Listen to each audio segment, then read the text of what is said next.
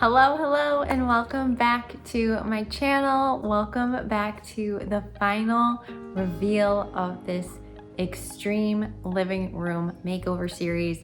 You guys, this has been so long in the making, and if I'm being honest, it's been years in the making. If you're new here, hi, my name is Amy. I am a wife and a mom to 2 little boys, and I am so passionate about living an intentional life as a mother, as a homemaker. So it is really important to me not only to do things within my own time frame, but on a budget, and to really make sure that the things that I am curating and bringing into my home are things that I love, things that bring me joy, things that bring function, and that are going to last me a good long while. So when it came down to really creating this living room makeover, I'm not lying to you when I'm telling you it took me years, not only decide what direction I wanted to go in, but to really just to collect and curate everything that I wanted to bring into this space, and let alone being ready to commit the time and energy that it was going to require. As a busy mom,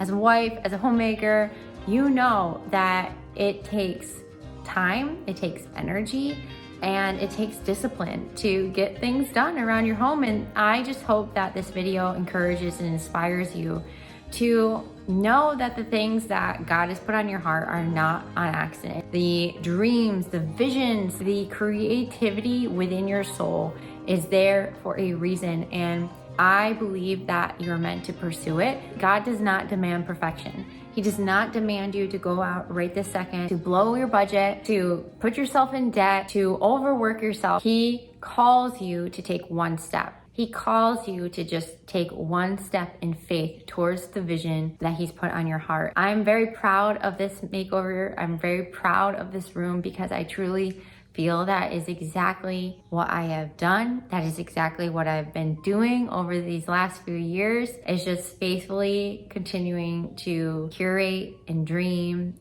and build and work towards getting to this point. And so I am so excited to share with you all of the before and afters. I really want to take you through and talk you through the things that have made this space, that have really created this transformation. So I hope that you enjoy this video today. Before we jump into it, I would love to ask for you to hit that like button. And if you enjoy this, please leave me a comment down below. And if you're new, to hit that subscribe button. I put out new videos every week on motherhood, homemaking, and intentional living. You guys have no idea how much your likes, comments, and subscriptions really not only help support this channel, support these videos, help them reach a wider audience, but they also help bless and support my family, which I cannot thank you enough. So with that said, let's get into this transformation. The biggest thing that really made this room is the wall color. So the wall color that I decided to go with was Cocoon by Sherwin-Williams. It's this beautiful,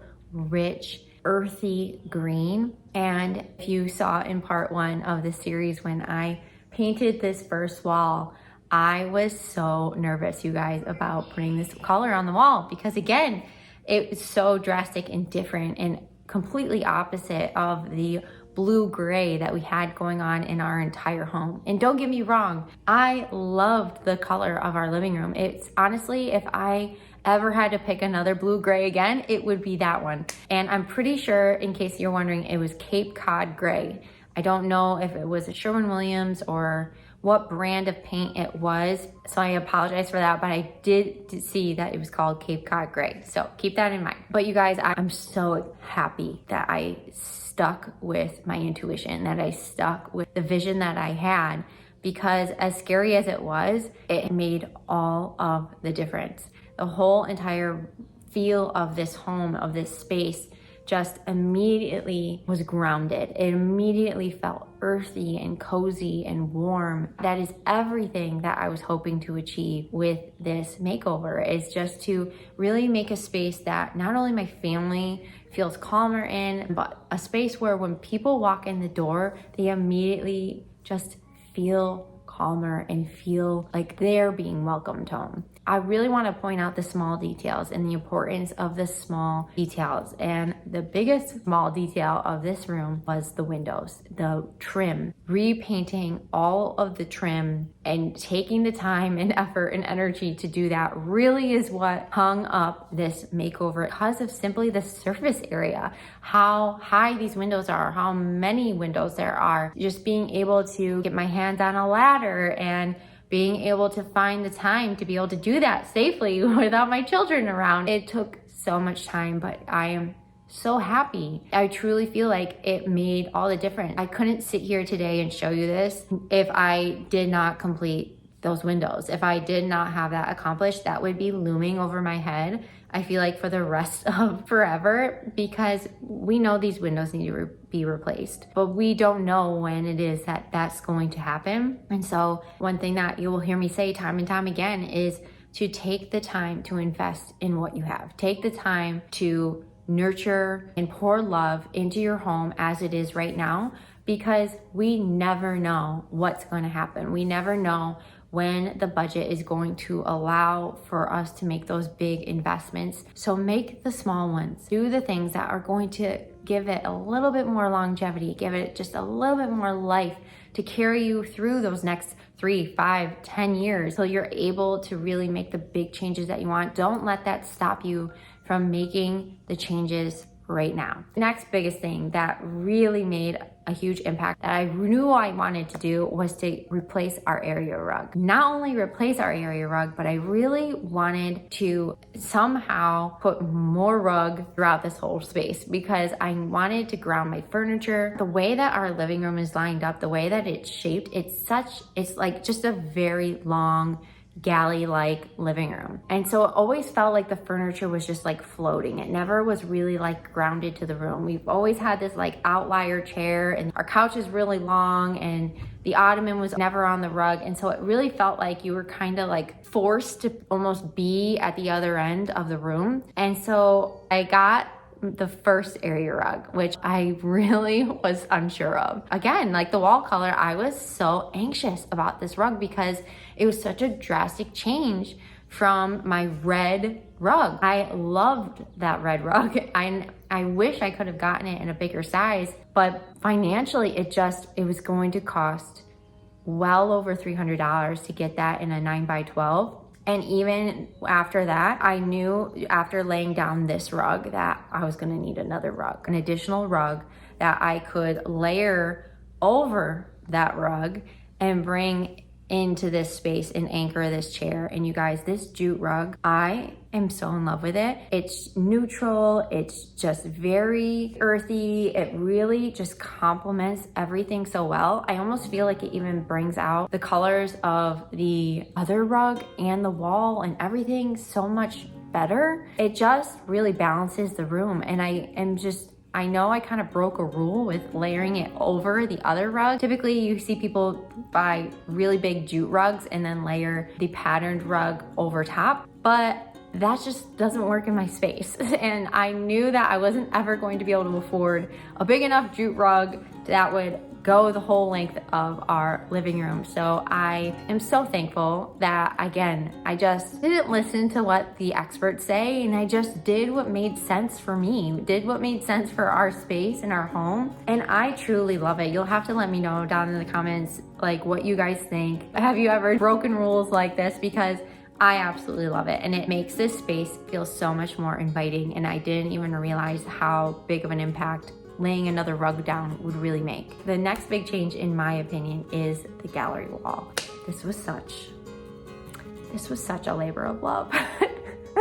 This really almost broke me. I'm not even lying. I'm not even joking how traumatic this gallery wall was. I think I mentioned in my last video that I lost a total of 3 of my favorite frames, and it was quite traumatic. I'm not gonna lie. You know, when you take time to curate your home, you naturally become attached to things, and it means something to you. And those were things that I was so proud and happy when I found them and I bought them, and it was sad to see them go, but you know, every ending is a new beginning. And with the pieces that I lost, I found myself having to, again, go back to the drawing board and get creative, re-envisioning the layout. And I am so happy. You guys, I am so happy with this gallery wall. I accomplished what I set out. I really wanted to go from wall to wall. I wanted to make it bigger. I wanted to include more pictures of my family, and I am so glad I did that. I love the mix of the small and the big, and I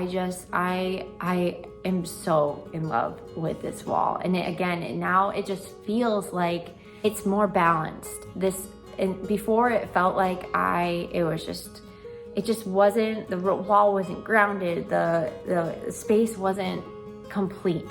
But now it just feels complete with the addition of this beautiful cabinet that is behind me. Now I feel like it makes sense. My tall blanket ladder, having something anchoring the picture frames to the ground. I'm so happy with it. And I hope that you guys love it as much as I do. You can really pull together a beautiful space with very little money and with all thrifted decor. This cabinet, I believe I got it for $80.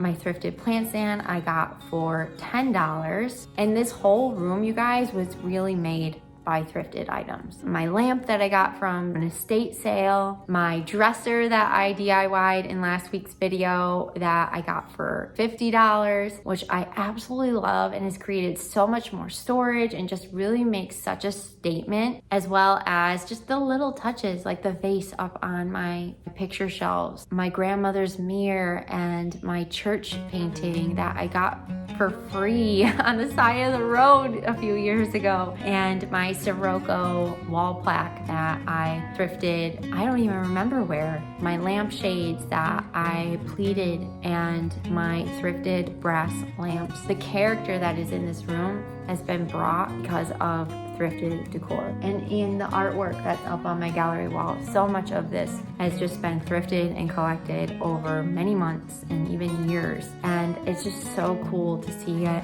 remade and repurposed and redesigned in this space. Some final touches that I absolutely adore is the quilt that I purposefully went to this specific estate sale a few weeks ago because I saw this quilt on the listing and I knew that it was the exact feel and vision that I had for this room. If it were up to me, I would thrift 50 more quilts because I think there's nothing more comforting and that reminds me of home and reminds me of my family than quilts. My mom is actually a quilter. She made us our wedding ring quilt. She has made so many quilts for our family and as gifts for family members. It's just one of those things that reminds me of her, reminds me of her talent and of our family history and our legacy almost. Having a piece like that with all those pastel cottage colors that I love so much, it really just, I think it decorates the couch, which, again, it's not my most favorite couch. I cannot wait someday to replace it, but it's also what we have and it works for us. And there's really no point at this point in our life with two wild boys and a dog to really invest in a new couch at this point. So making it work, and I'm just absolutely in love with this space. Be sure to let me know what's your favorite thing in the room, and everything that I can possibly link, I will leave for you down in the description box in case that you are interested and want to check it out for yourself. As always, thank you so much for being here. Thank you so much for supporting this channel, for clicking on that thumbnail, for liking this video, and for helping support me and my ministry of serving other mothers, serving other homemakers, and encouraging you and inspiring you to grow where you are, to bloom into the person, mother, homemaker, wife that God has called you to be. And until next time, I'll see you in my next one. Bye, guys.